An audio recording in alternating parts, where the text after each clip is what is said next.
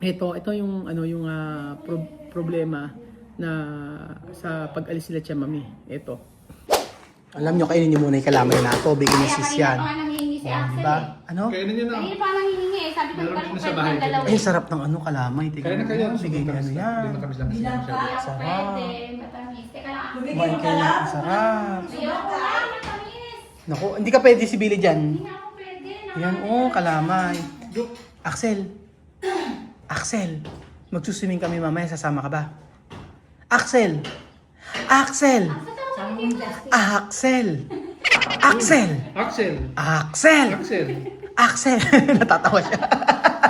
Hindi na po bang bawasan? Oo, syempre. Kaya sabi nga, marami daw kasi kumakain. Yan, wala ka naman sakit-sakit. Diabetes kaya kumain ka baka. Wala, UTI lang. Alam mo, kaya pala hindi kayo makaalis talaga, nag-aabang kayo dito. Doon ka sa bahay magka-UTI. Alam mo, pagka talaga, Ayan na naman si Tito. pagka talaga may pagkain, nakakaamoy kayo, alam na alam nyo. Tapos paghapon sabihin, ay walang pagkain. Nakakain ng masarap. Paghapon, pupunta, Walang pagkain. paghapon, pagka pupunta ron, ay walang pagkain, uwi na tayo. Wala sabihin din na. Alin gusto mo? Yun lang na. Gusto ba kasi sabihin mo na?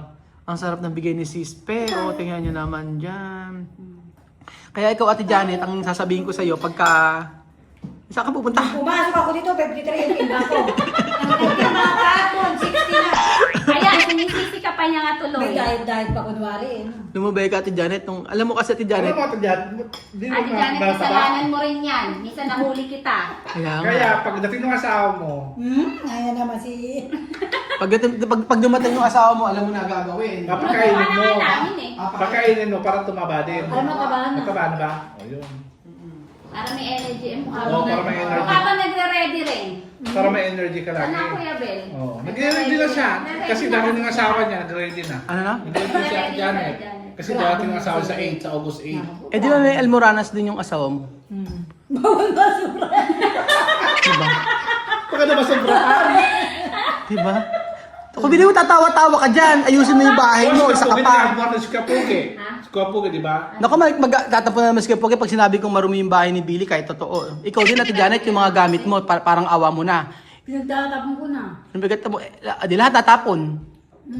Yung mga pagpabigay ko na nandun na. Kaya nga, tapon mo na yung mga, ano pamigay? Hindi kasi ano, pag daw pinamili ka, isama niyo kasi na. Saan ba? Pag pinamili siya. Hindi nga ako kasama. Hindi kasama, Hindi ayaw, na. oo, surprise Eh, yun. ako lang pala, sasama nila. Pwede. Kaya nga, sabi yung gano'n eh. Medyo parang kung gusto mong kumain ka na. Ayun. Kumain ka nga. Iba yung lasa ng kalamay. Hindi, talagang grabe yung kalamay ni Sis Pen. No? Sabi ko nga, Kasi kasi bili din makain.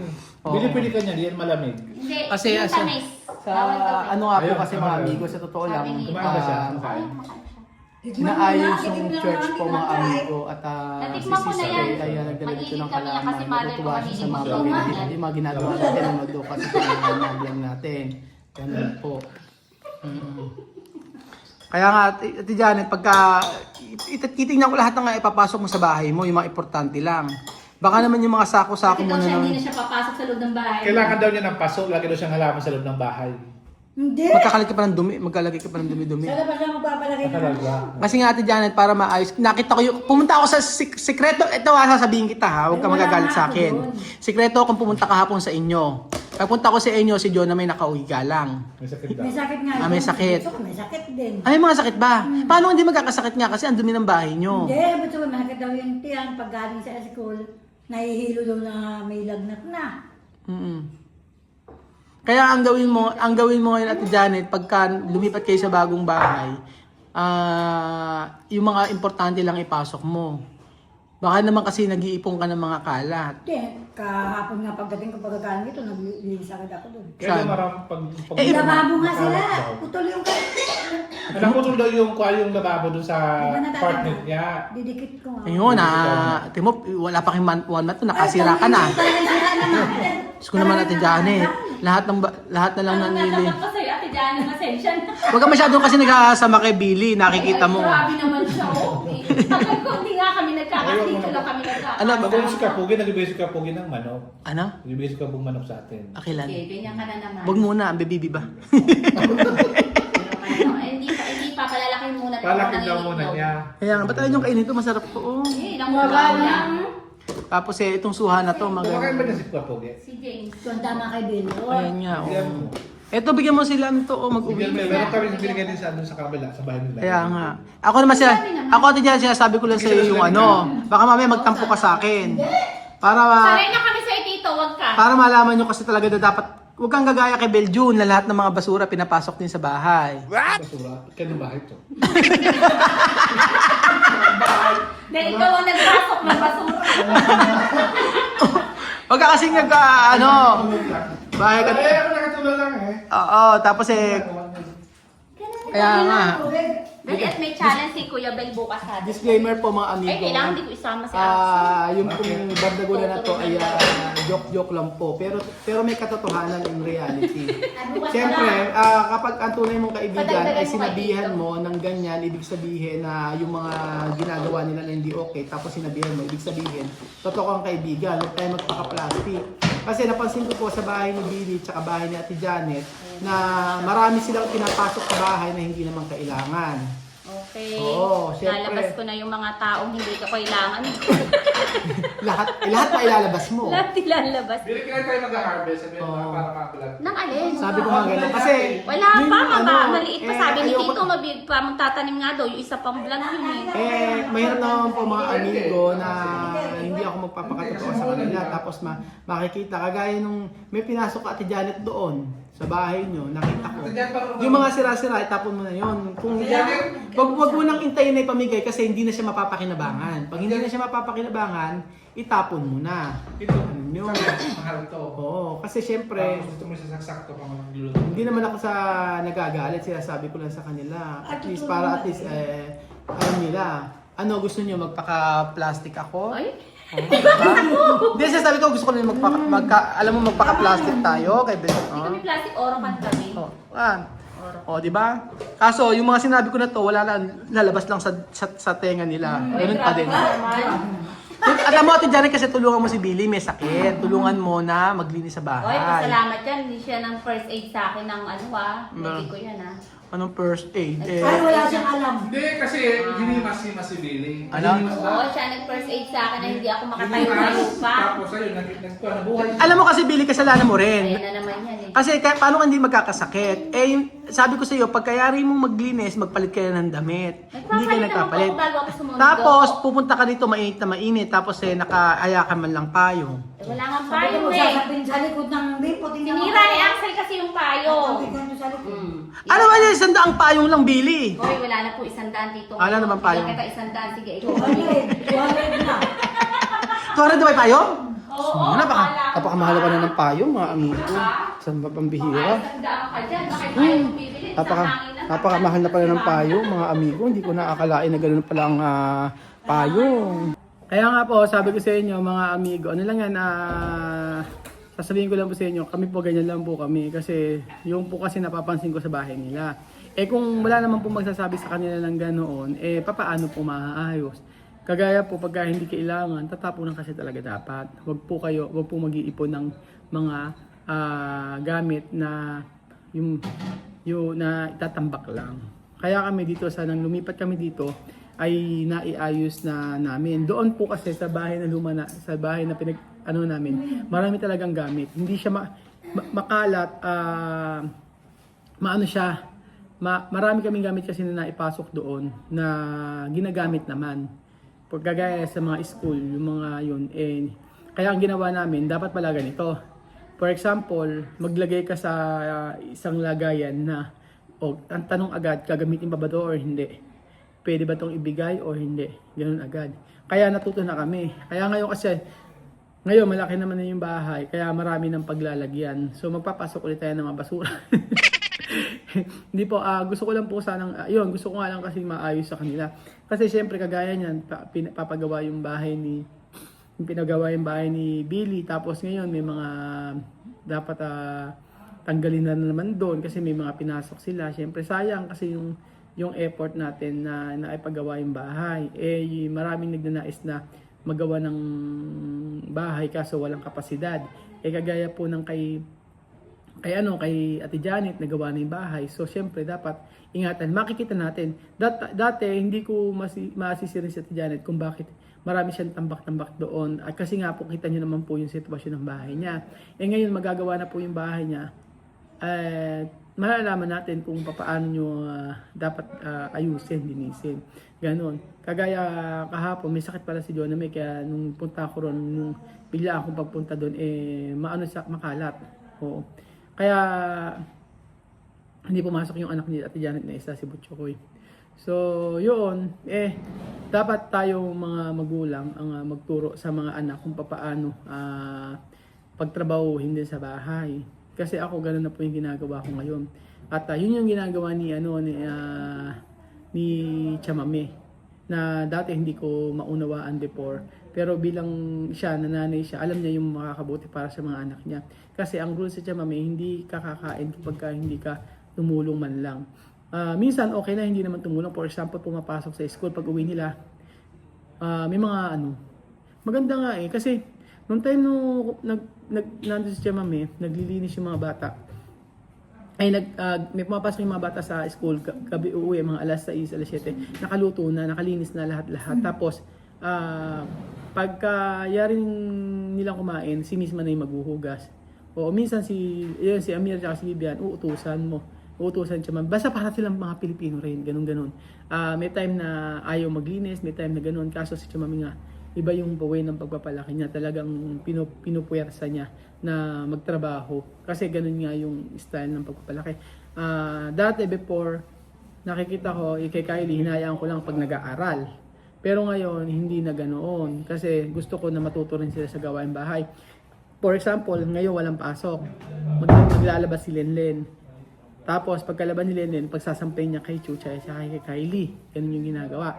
Tapos yung room nila, ay bahala na silang maglinis. Ganun kasi one time pumasok ako sa room nila, may mga damit na pinag-anuhan. So dapat talaga ituro.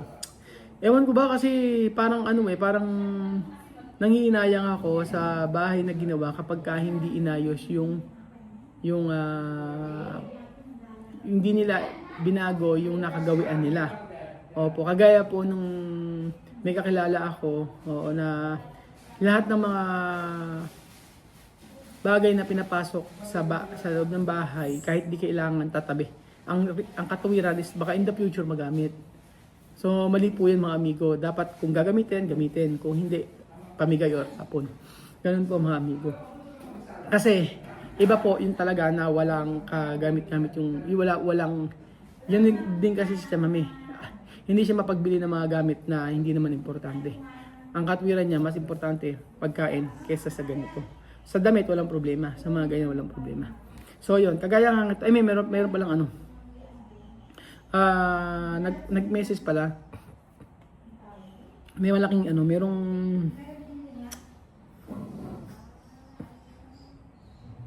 kausap ko si Chamame, sabi niya, yung kasing bakuna nila, yung yellow card nila mga amigo, yellow card nila na iwan dito sa Pilipinas. Ngayon, kailangan kasi ng pirmahan yun kasi hindi sila makakalabas ng bansa. So, yellow card ang importante. So, sabi ni Chamame, yo tengo que vacuna los niños para no molestar en el aeropuerto así bien. Meron na raw siyang bakuna, yung sa may yellow card kasi importante po yun. Tapos, sabi ni Chamame, ito yung problema na sa pag-alis sila Chamame. Ito. Solo yo tengo problema aquí de Sofía Lima. Yo no sé cómo yo puedo dejar a Sofía Lima. Estoy buscando dónde dejar a Sofía Lima. Porque aquí todos los niños, él ya está a su casa, Lorena a su casa, Pacha a su casa. Los niños ya tendrán de ir cada persona a su casa, a su casa, a su casa. Tú ya sabes, ya son grandes. Ya no viven conmigo. Yo no sé ahora cómo voy a hacer. Sofía Lima, ¿dónde les voy a dejar? Elvis alquila con la China, Sandra también. Sandra, su estudio, su trabajo, entra a las 7 hasta las 3. No, yo no sé. Pero estoy buscando dónde voy a dejarles, no pasa nada. Cuídate mucho, por favor, todos nosotros estamos bien. Hay que pensar mucho, hay que saludar a toda la familia. A Chibesi, a los niños, a Bill, cuida a mamá Messi, a mamá, a todos. Abuela Lola, a todos, cuida a todos, estamos bien. A Cuya Poger, a tu hermano que acaba de salir, cuida a todos, estamos bien. Nos veremos. Paciencia, hay que rezar a Dios, nosotros también estamos por ti. Solo yo tengo problemas. Ayun nga, sabi niya ni Chamame na yung si Sophie tsaka si Alina, hinahanapan niya kung sino muna, kung kanin niya ibigay. Sabi niya dati kay Sandra, Ang problema kasi lahat ng mga anak ni Chamame ay nagsari-sarili ng bahay. Si LB sa may Comando China at saka yung ibang mga, si Lorena sa iba na rin nakatira. So iba-iba na yung lugar na pinag-i-stayan ng mga anak ni Chamame. So si Sophie at saka si Alima, hinahanapan niya ng lugar hinahanapan niya kung kanino niya muna ipapaalaga. Kasi 1 month lang naman. So si Sandra daw kasi pumapasok sa trabaho alas 7 hanggang alas 3. Tapos, yung ibang mga anak nga niya ay nasa meron na sariling ano. So, hindi daw niya alam kung kanino niya iaano yung dalawang anak niya. Pero, wag daw akong mag-alala, makakahanap daw siya. Tingin ko naman si Lorena pwede tsaka si Sandra. Kasi kahit pumasok na alas 7 hanggang alas 3, kaya naman yun kasi malalaki naman na yung mga bata. So, tingin ko baka kay Sandra pa din. Kaso nga lang, parang siguro nag-iisip si Chamame na kasi may pamilya na nga si Sandra. So, malalaman natin mga amigo kung ano kung paano ang gagawin. Kasi, ang mangyayari kasi, ipapaalaga muna niya pa. Kasi malaki naman, sabi naman niya, malaki naman yung mga bata, wala namang problema. Gusto lang niya naman may titingnan. Si Sandra lang pwede tingin ko. Si Lorena mahirap din kasi na siya. Si Sandra responsable kasi sa mga anak ng Chamame. Kaya siya yung pwede talaga na mag-alaga. Kaso nga daw sa ibang bahay na si Sandra. So, yun pa yung namumroblema si Chamame kung saan niya dadalhin yung ano. Pero tingin ko naman, ano man yan, makakagawa naman ng paraan. Mahusay si Chamame. Importante lang kasi yung kahit mag-stay muna ng 1 month, yun ang sabi ni Chamame. Mag-stay muna ng 1 month na makasama si Sophie tsaka si Alima. Meron kasing usapan kami ni Chamame at in the future sasabihin ko sa inyo kung bakit kailangan niyang bumalik doon talaga. Kasi kung tutuusin naman, pwede naman talaga silang lahat dito. Kaya nga lang, may mga dapat i-consider, dapat ayusin bago sila mag-stay dito na matagal. Kasi sabi nga ni Chamame, dito talaga ang buhay niya sa Pilipinas. Yun ang sabi niya. Nakita ko naman din. That time kasi magulo na ang mga sitwasyon noong time na nandito sila. Pero sabi nga, tama yung desisyon ni Chamame na bumalik na para ma-refresh yung lahat. Medyo ngayon mahirap yung sitwasyon na pagbalik nila dito. Pero at least mapagkapatuloy pa rin yung pag-aaral ng mga bata. So sabi ko, ang kalimutan na dapat kalimutan. Tapos, yun lang, ang sabi niya ay kumusta si Lalenlen, mga bata, si Lola Eden, lahat-lahat ng mga nandiyan. Sabi niya, ako ay para sa inyo. Sabi ni Chamame ganun. So, baka mapakiusapan niya si Sandra, tingin ko. Yun po. So, ayun po mga amigo, maraming salamat po sa panonood po ng episode na ito at abangan niyo po yung pagpunta nila Chamame dito. Kasi lahat po ay maayos na at makakapag-aral ng mga bata ng totoong pag-aaral na nais nating sa kanila bilang pagtulong po para sa kanila bilang isang Pilipino na gustong tumulong sa ibang lahi. So thank you so much po mga amigo. God bless po.